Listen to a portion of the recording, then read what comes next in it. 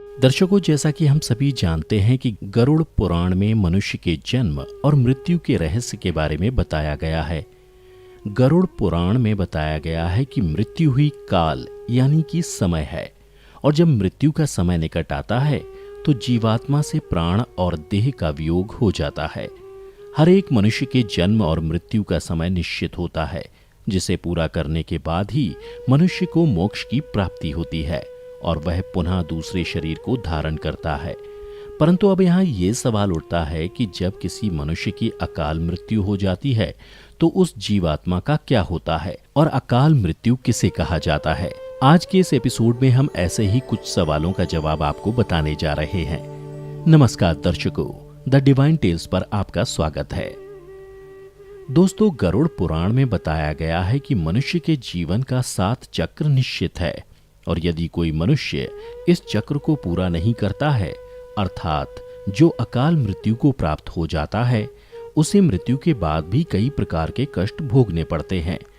परंतु सबसे पहले ये जानना आवश्यक है कि अकाल मृत्यु क्या होती है, अर्थात किस तरह की मृत्यु को गरुड़ पुराण में अकाल मृत्यु की श्रेणी में रखा गया है। गरुड़ पुराण के सिंहावलोकन अध्याय में बताया गया है कि यदि कोई प्राणी भूख से पीड़ित होकर मर जाता है, या हिंसक प्राणी द्वारा मारा जाता है, या फिर गले में फांसी का फंदा लगाने से जिसकी मृत्यु हो जाती है, अथवा जो विष तथा अग्नि आदि से मृत्यु को प्राप्त हो जाता है, अथवा जिसकी मृत्यु जल में डूबने से हो जाती है, या जो सर्प के काटने से मर जाता है, या जिसकी दुर्घटना या रोग के कारण मृत्यु हो जाती है, वह अकाल मृत्यु को प्राप्त होता है। लेकिन दोस्तों, गरुड़ पुराण में आत्महत्या को सबसे निंदनीय और घृणित अकाल मृत्यु बताया गया है।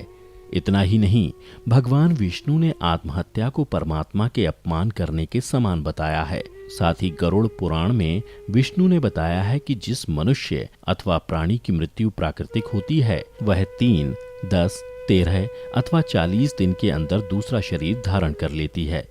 किंतु जो व्यक्ति आत्महत्या जैसे घृणित अपराध करता है, उस प्राणी की जीवात्मा पृथ्वी लोक पर तब तक भटकती रहती है जब तक वह प्रकृति के द्वारा निर्धारित अपने जीवन चक्र को पूरा नहीं कर लेता। ऐसी जीवात्मा को ना तो स्वर्गलोक की प्राप्ति होती है और ना ही नरक लोक की।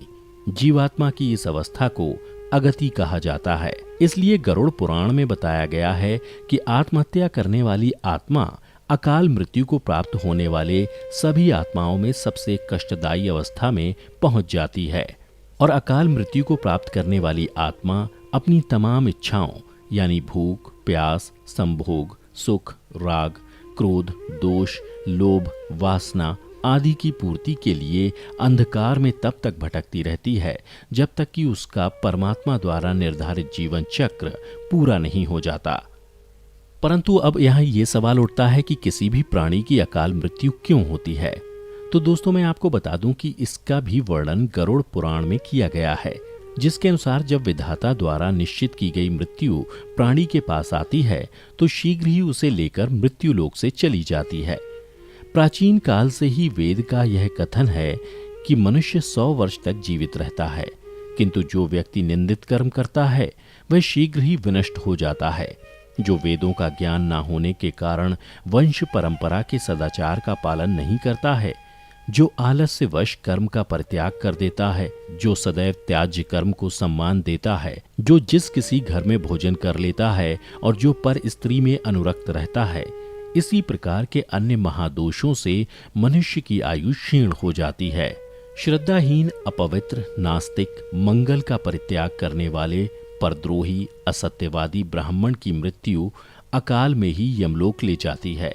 प्रजा की रक्षा न करने वाला, धर्माचरण से हीन, क्रूर, व्यसनी, मूर्ख, वेदानुशासन से पृथक और प्रजा पीड़क क्षत्रिय यम का शासन प्राप्त होता है।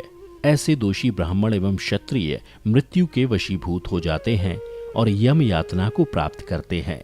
जो अपने कर्मों का परित्याग तथा जितने मुख्य आचरण है उनका परित्याग करता है और दूसरे के कर्म में निरत रहता है, वह निश्चित ही अकाल मृत्यु को प्राप्त करता है।